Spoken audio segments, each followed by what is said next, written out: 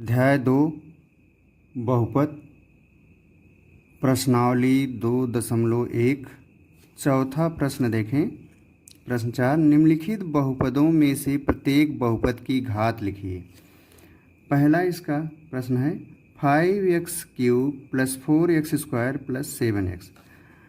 किसी भी बहुपद की घात में जो चर राशि का अधिकतम घातांक होता है वही बहुपद की घात होती है। तो यहाँ इस बहुपद में देखें चर राशि x है, यहाँ पर x की घातांक 1 है, यहाँ पर x का घातांक 2 है, यहाँ पर x का घातांक 3 है। तो अधिकतम घातांक चर का 3 है, इसलिए इस बहुपद की घात 3 हुई। आइए हम ऐसे लिखें, बहुपद में चर का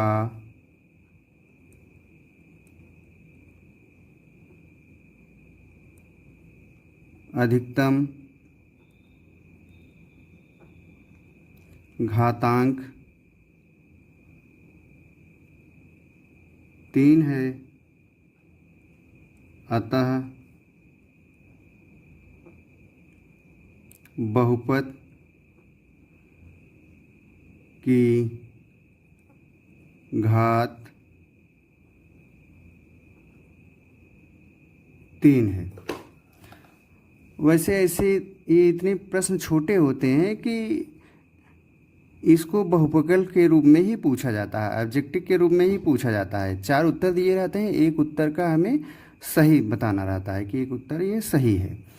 तो इसमें ये सब लिखने की आवश्यकता नहीं है, लेकिन ये समझने के लिए लिखना ज़रूरी है। आइए देखें दूसरा खंड 4 - y²। यहाँ पर चर y का प्रयोग किया गया है और इसकी घात 2 है। लिखें फिर, बहुपद में चर का घातांक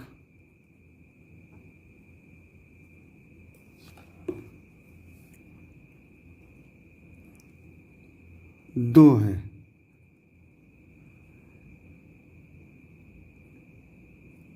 अतः बहुपद की घात 2 है। यहाँ पर भी देखिए एक चर प्रयोग किया गया है t, और उसकी घात कुछ भी नहीं लिखी है। जब चर की घात कुछ भी ना लिखी रहे तो उसको समझ लीजिए उसकी घात 1 है। इसको देखें, लिखें, बहुपद में चर का घातांक 1 है, अतः बहुपद की घात 1 है। बहुपद में चर का अधिकतम घातांक जो होता है वही बहुपद की घात होती है। यहाँ पर देखें अगले प्रश्न में देखें, ये अचर है, अचर राशि है और इसमें चर राशि है ही नहीं है। तो जब भी ऐसे प्रश्न रहे तो हम इसको ऐसे लिख सकते हैं, कोई भी चर ले लें और उसकी घात 0 लगा दें।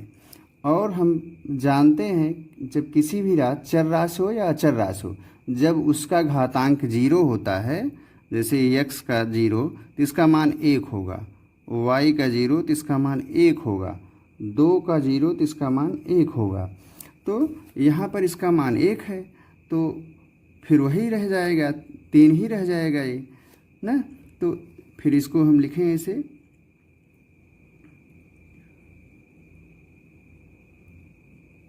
बहुपद में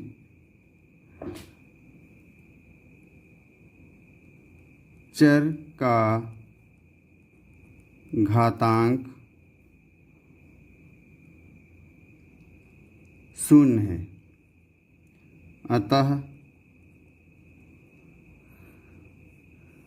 अतः बहुपद की घात शून्य है। इस प्रकार ये चौथा प्रश्न समाप्त हुआ।